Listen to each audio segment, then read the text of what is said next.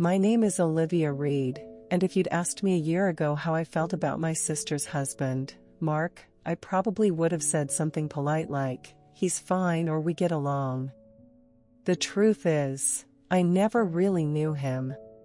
He married my younger sister, Emily, 3 years ago, and in that time, we'd never gotten particularly close. We saw each other at holidays, birthdays, the occasional family barbecue, but there was always this polite distance between us, like we were playing roles in some family drama where we only shared scenes once in a while. I never minded that. Not everyone clicks right away, and honestly, I'm not the kind of person who pushes my way into people's lives. I've always been the quieter one, happy to sit back, listen, and watch the world from the sidelines. Emily, on the other hand, is a natural spotlight magnet. She's gorgeous, bubbly, and has this ability to make every room feel brighter just by walking in. People love her instantly. I love her instantly. She's my little sister, my best friend, and despite the 7 years between us, we've always been close. That's why what happened at that dinner still makes my chest tighten when I think about it. It started when Emily invited me to join her, Mark, and some of his family for a weekend dinner at this upscale Italian restaurant downtown. She said it was a family night and thought it would be nice for me to meet more of Mark's relatives. I hesitated at first. I'm not the most comfortable in big social situations, especially with people I don't know, but she insisted. "You'll love them," she said over the phone. "They're super friendly. Plus, Dad's going to be there.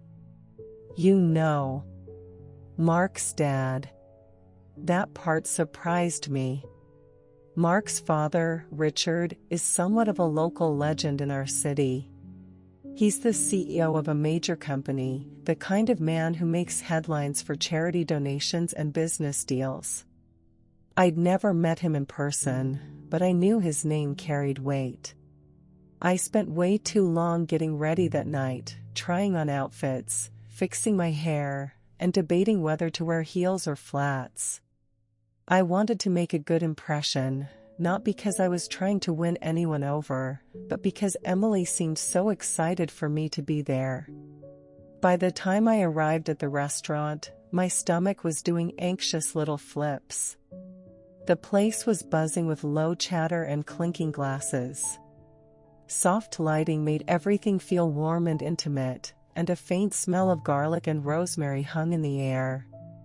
I spotted Emily waving from a long table near the back, already surrounded by people. When I reached the table, she jumped up and hugged me tightly. "You made it," she said with a smile that made me feel instantly more at ease. Mark stood beside her, offering a quick, almost distracted smile before turning to the group. And that's when it happened. "This is Olivia," he announced, gesturing toward me. Then, without missing a beat, he added, "She's Emily's, weird cousin." For a moment, I just froze. Weird cousin? My brain scrambled to process it. I'm not even their cousin, I'm Emily's sister. And the word weird? It was said casually, like it was a harmless joke, but it landed like a slap. A couple of people chuckled politely, probably thinking it was some family inside joke. But I could feel my face heating up, my smile faltering. Emily quickly corrected him. "She's my sister," she said, laughing a little too brightly, as if trying to smooth over the awkwardness. But Mark just shrugged, as though it didn't matter, and turned back to the conversation he'd been having. I sat down quietly, forcing a small smile, but inside, something shifted. It wasn't just the weird cousin comment, it was the casual way he dismissed me, as if my place in Emily's life, in their life, didn't matter. Like I was just some tag-along he could define however he wanted. Dinner carried on, and I tried to focus on the conversations around me. The food was incredible: fresh pasta, warm bread, rich sauces, but my appetite was gone. I listened as Mark's relatives talked about vacations, work, and their hobbies. I answered questions politely, but I kept catching Mark looking at me with this slight smirk, like he was still amused by what he'd said earlier. About halfway through the evening, the energy at the table shifted. A tall, silver-haired man in a sharp suit walked in, and suddenly everyone straightened up. Conversations paused, chairs shifted, and a wave of respect seemed to move through the room. It was Mark's father. He greeted people warmly as he made his way to the table, his voice deep and confident. When he reached Emily, he hugged her warmly, then turned to me. "And who is this lovely young lady?" he asked with genuine curiosity. Before Mark could open his mouth, I extended my hand and said, "Olivia Reed. Emily's sister." The moment I said my last name, Richard's expression changed, not in a bad way, but in a way that told me he recognized it instantly. He gave me a longer look, then his handshake tightened slightly. "Reed, as in Thomas Reed's daughter?" he asked. My heart skipped. "Yes," I said slowly, unsure of where this was going. Richard's smile grew warmer. "Well, it's a pleasure to meet you, ma'am," he said with a tone of respect that made the entire table go quiet for a second. And in that moment, I saw it: Mark's smirk was gone. I didn't know it yet, but that simple exchange would change the dynamic of the entire evening, and eventually, my relationship with my sister's husband forever. The shift at the table was almost imperceptible at first, but I felt it like a ripple in the air. Richard kept holding my gaze for a second longer than most people would in casual conversation, as if he was mentally rearranging what he knew, or thought he knew, about me. "Yes," I finally said, giving a small smile, "Thomas Reed is my father." Richard leaned back in his chair, a slow, knowing smile tugging at his lips. "Well, this is an honor. I worked with your father years ago. Brilliant man. Sharp as they come. And if you're anything like him, I can already tell you're someone worth knowing." I felt my cheeks warm, but this time it wasn't from embarrassment, it was from the sudden, unexpected pride swelling in my chest. My dad wasn't just my hero, he was a man of quiet influence, respected in circles I didn't even fully understand. He had been in business consulting for decades before retiring, but I'd never connected the dots that he might have crossed paths with someone like Richard. Mark gave a short, awkward laugh and muttered, "Small world," before taking a sip of his drink. But his tone was flat, and his eyes were fixed on his plate. Emily looked between the three of us, clearly curious but not wanting to interrupt. "I didn't know you two had any connection," she said. Richard chuckled. "We were in the same negotiation room a few times back in the late 90s. Your father's strategies saved a few companies from disaster. People in my line of work don't forget that kind of thing." He turned his attention back to me. "And what do you do, Olivia?" There it was again, that respectful interest that made me sit a little straighter. I told him about my career in environmental research, about the projects I'd worked on with local nonprofits, and my current role as a program coordinator. It wasn't glamorous, but I spoke with quiet passion about it, and he listened like every word mattered. Around us, the other dinner guests joined in, asking thoughtful questions, leaning in like they actually wanted to hear my answers. It was different. For the first time all night, I didn't feel like an extra at someone else's family event. I felt like a welcome guest. but out of the corner of my eye, I could see Mark's jaw tightening. Every time Richard responded warmly to me, every time someone laughed at something I said, Mark's expression hardened just a little more. Halfway through the main course, Richard surprised me again. "Olivia," he said casually, "you should come by the office sometime. I'd love to introduce you to a few people. We're always looking for sharp minds, and I have a feeling you'd fit right in." I blinked. "Oh, that's very kind of you." Mark's fork clinked a little too loudly against his plate.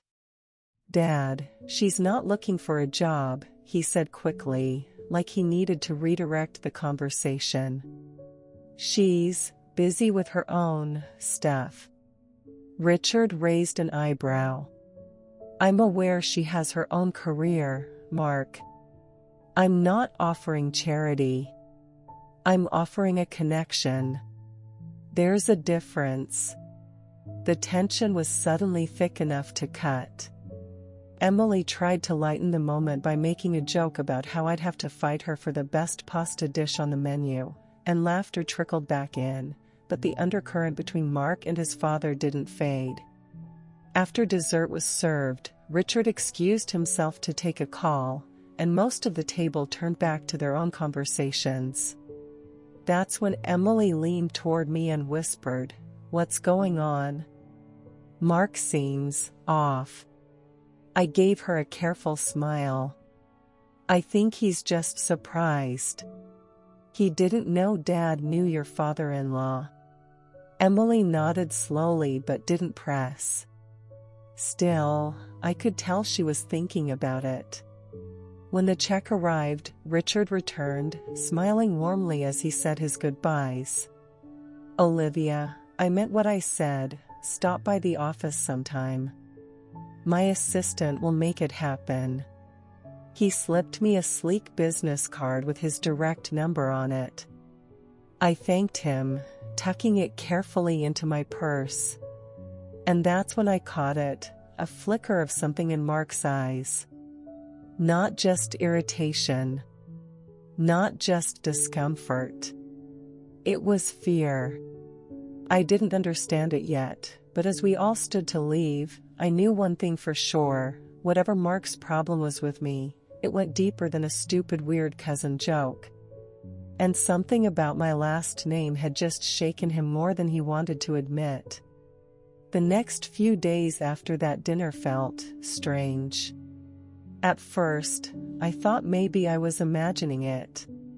People get busy, schedules shift, and not everyone has time to follow up after a family gathering. But it wasn't just that Mark didn't call or text, it was how he avoided me completely. Usually, when I visited Emily, Mark would at least pop in to say hello or make some small talk before disappearing into his home office. This time, when I dropped by on Tuesday to bring Emily some fresh bread from the farmer's market, I caught a glimpse of him through the living room window. He was sitting on the couch, scrolling through his phone.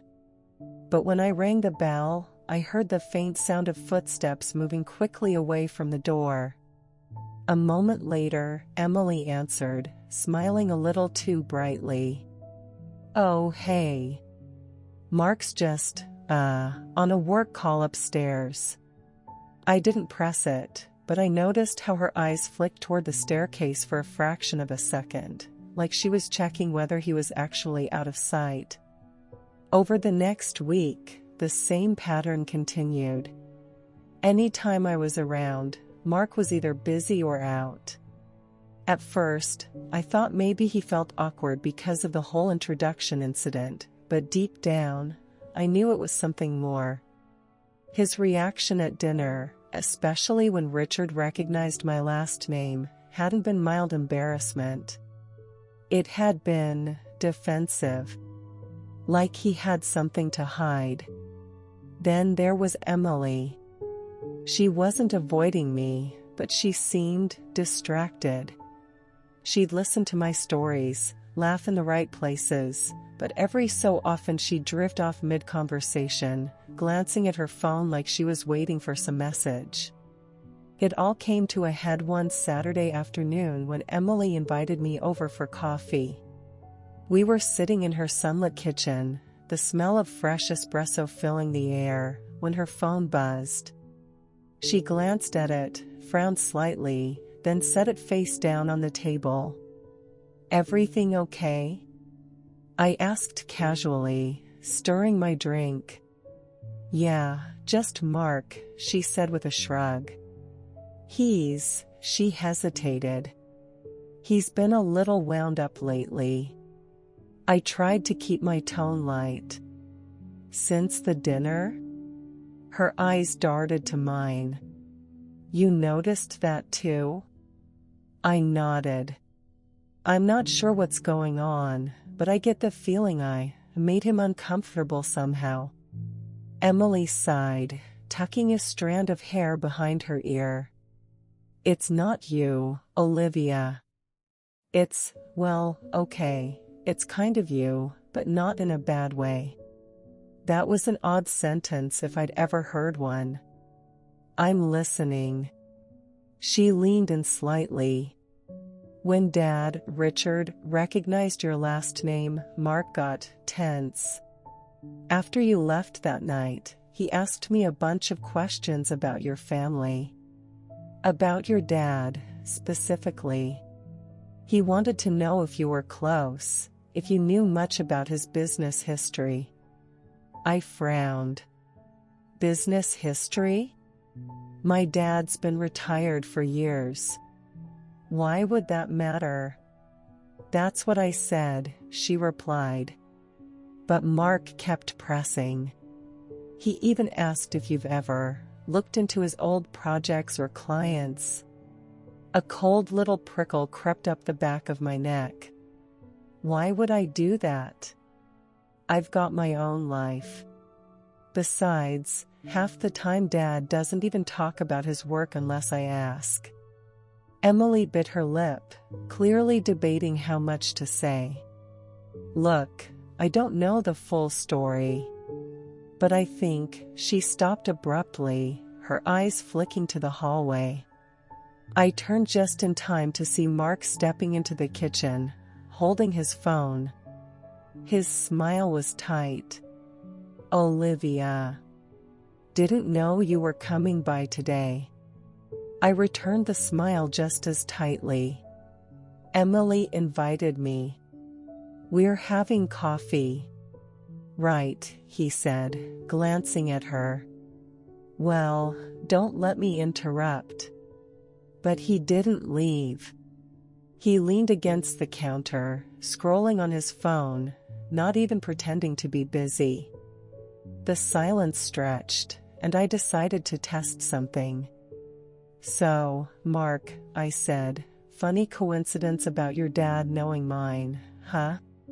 His head snapped up, but his expression didn't quite match his voice. "Yeah. Small world. You know," I added casually, "Richard told me I should stop by his office sometime. Maybe I will." For just a second, his mask slipped. His jaw tightened, and something sharp flickered in his eyes before he forced a laugh. "Sure. I'm sure he'd love that."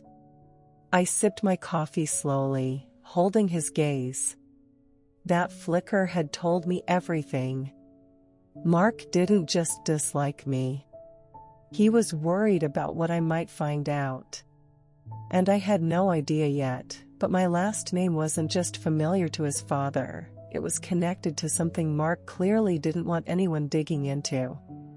That night, I couldn't stop replaying the kitchen moment in my mind.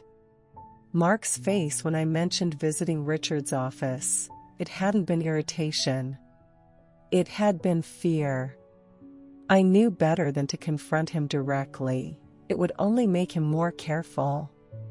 So I decided to do what my dad used to call quiet digging. The next day, I drove out to see my father. He lives about 30 minutes away in a little white house with green shutters, surrounded by a garden he fusses over like it's a second child. When I arrived, he was kneeling in the dirt, pruning his roses. "Hey, kiddo," he said, smiling up at me. "What brings you here midweek?" I shrugged, trying to sound casual. "Just thought I'd check in. And maybe ask you about something." He straightened up, brushing soil off his hands. "Go on." I waited until we were inside, cups of tea in hand, before I said, "Do you know a man named Richard Lewis?" Dad's brow furrowed. "Of course. I worked with Richard back in the late 90s.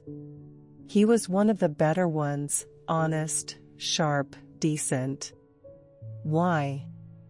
I took a sip of tea. "He's Mark's father. Emily's father-in-law." Dad chuckled softly. "Well, now that is a coincidence.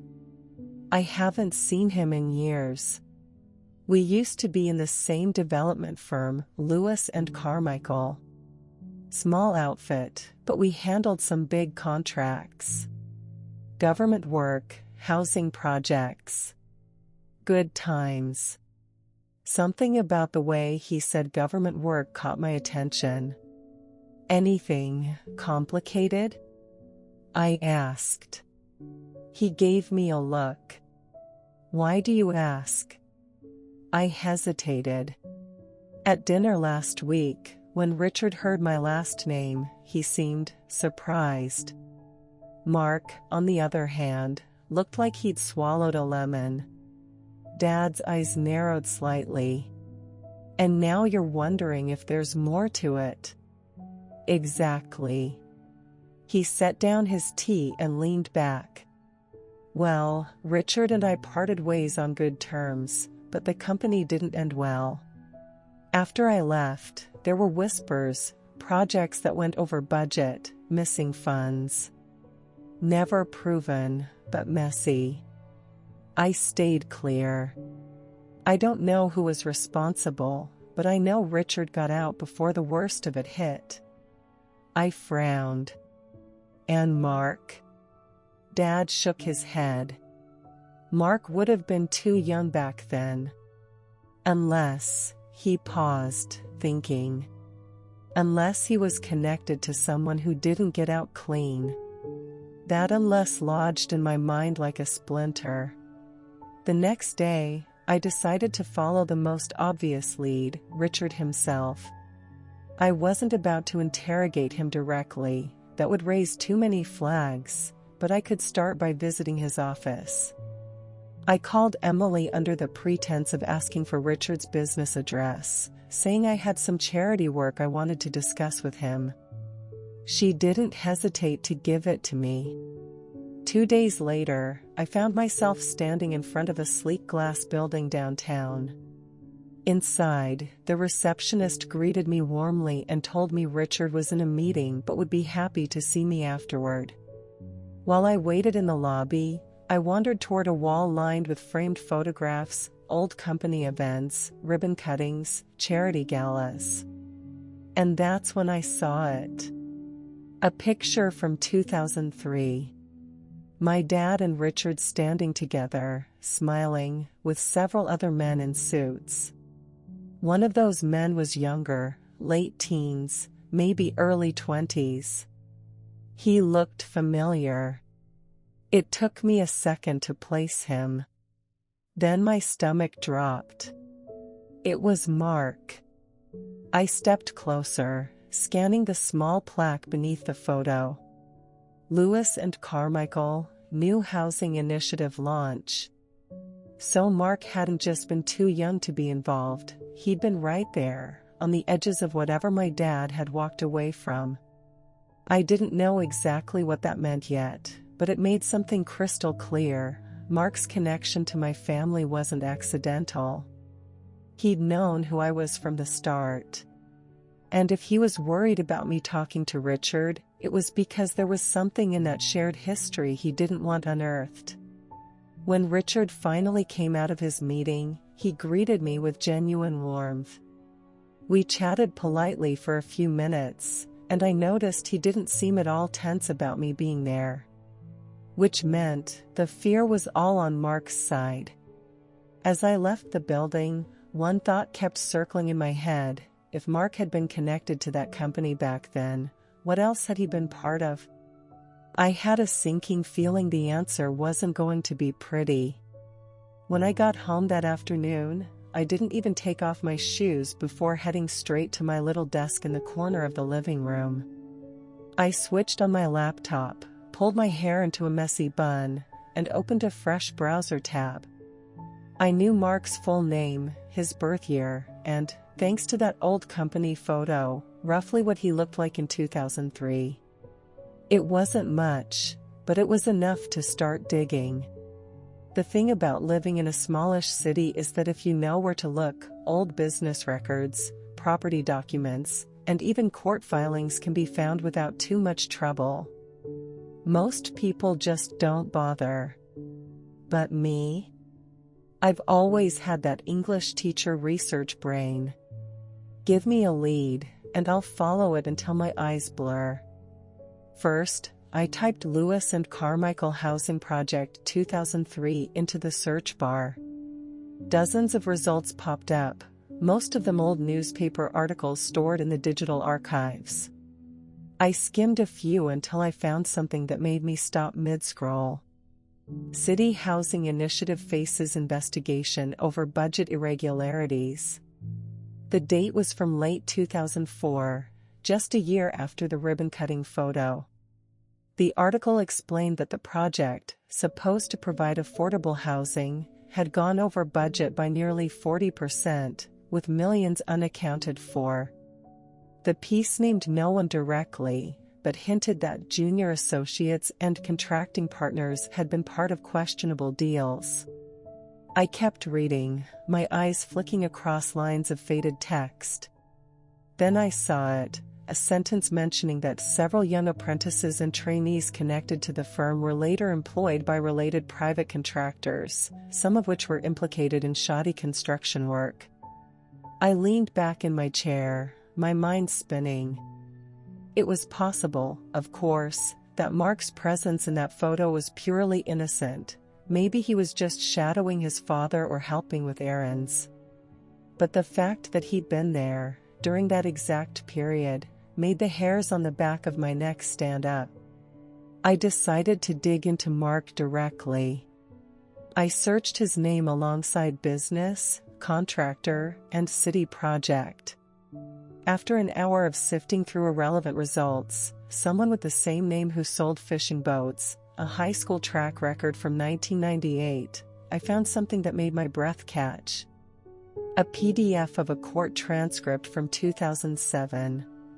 It wasn't a criminal trial, it was a civil case. A subcontractor had sued over unpaid invoices related to a redevelopment project. In the list of involved parties, under Assistant Project Manager, was Mark's full name. I opened the document and skimmed until my eyes landed on a key detail. The subcontractor accused the project leads of cutting corners, using substandard materials, and then refusing to pay. The case was dismissed due to insufficient evidence, but the tone of the testimony was damning. And there was one name that came up again and again in those testimonies, a man named Stephen Carmichael, the very same Carmichael from Lewis and Carmichael. So here it was. Mark hadn't just known the people involved. He had worked under them, years after the company had supposedly dissolved. I sat back, staring at my screen. It explained so much, why he was nervous about me meeting Richard, why he'd tried to brush off the coincidence of our last names, why he was so protective of whatever version of history Emily knew. He wasn't just embarrassed. He was hiding a professional past that could make him look shady, at best. I was so deep in thought I didn't notice my phone buzzing until it rang for the third time. It was my dad. "Hey, kiddo," he said when I picked up. "You sounded unsettled the other day." "I've been thinking about it." I hesitated, then said, "Dad, you told me you left Lewis and Carmichael before things went bad. But did you ever hear about people staying on, working with the same guys under different names?" He was quiet for a moment. "Yes," he said finally. "That happened. When the company folded, some of the less careful partners just started new ventures, often with the same crews." "Why?" I took a deep breath. "Because Mark was one of them." The silence on the other end told me my dad understood exactly what that implied. "Olivia," he said slowly, "be careful. Those people may not have done anything illegal, but they weren't exactly known for their ethics. If Mark's connected to that, it might explain why he doesn't want you digging." "Yeah," I said quietly. "I think you're right." After we hung up, I paced my living room, trying to figure out my next step. Part of me wanted to march straight over to Emily's house and tell her everything. But I also knew that coming in hot with accusations, especially about her husband, could backfire. She might shut me out completely. No, I needed more. Something solid. The problem was, I'd hit the limit of what public records could tell me. That's when I remembered something. A few months earlier, my old colleague Sandra had mentioned that her brother worked for the city archives. He handled permits, contracts, all sorts of dusty files that never made it online. I grabbed my phone and called her. "Olivia." "Long time no talk," she said cheerfully. "Hey, Sandra. Listen. I have a weird favor to ask. Do you think your brother could help me find old housing project records? Like, mid-2000s? She laughed. "You and your mysteries." "Sure, I can ask him." "Any names?" "Lewis and Carmichael." "And maybe anything with Stephen Carmichael or Mark," I paused. "Mark Bennett." Her tone shifted slightly. "Got it. Give me a day or two." Those 2 days crawled by. Every time my phone buzzed, I snatched it up, half expecting bad news. In the meantime, I kept things normal, chatting with Emily on text, meeting her for coffee, pretending I wasn't unraveling a thread that could change how she saw her husband. On the third evening, Sandra called. "Olivia," she said, her voice low, "you might want to sit down." I was already sitting, but my stomach dropped. "My brother found old permit files and subcontractor lists," she continued. "Mark's name is on multiple documents from a redevelopment project that was, well, let's just say it was notorious. The city had to spend extra millions fixing structural issues afterward. And here's the kicker, there's a handwritten note in one of the files, from a site inspection, mentioning Assistant PM Bennett pushing for cheapest materials possible." I closed my eyes, exhaling slowly. That was it. That was the missing piece. If Emily ever saw those documents, if she knew her husband had been directly tied to a failed, publicly criticized project, it could shatter the image she had of him. And maybe that was why Mark had been so determined to make me seem like the weird cousin. If I was dismissed as odd or unreliable, anything I said about him could be brushed off. But now I had proof. The question was, what was I going to do with it? The night after Sandra's call, I barely slept. I kept seeing Emily's smiling face, remembering the way she'd proudly introduced me to her friends, how she always tried to include me in family dinners, how she thought she'd found her forever person in Mark. And I kept picturing Mark's smug little smirk when he called me her weird cousin, as if he'd just filed me away in a box labeled not to be taken seriously. I had the documents now. I had more than enough to show Emily. But that voice in my head kept whispering, if you just dump this on her, she might choose him anyway. And then you'll lose her for good. So I decided on something risky. I wasn't going to tell Emily myself. I was going to put her in a situation where the truth would come out from someone Mark couldn't dismiss or talk over. That meant one person, Richard. I didn't know Richard well. I'd only met him once, but the way he'd looked at me that night at dinner, the spark of recognition when he heard my last name, told me he remembered my dad and the old days at Lewis and Carmichael. If Richard knew about Mark's past, and if he mentioned it in front of Emily, well, that would be game over for the version of events Mark had been feeding her. The trick was getting them in the same room. It turned out I didn't have to try very hard. Emily called me the next afternoon, excited. Guess what?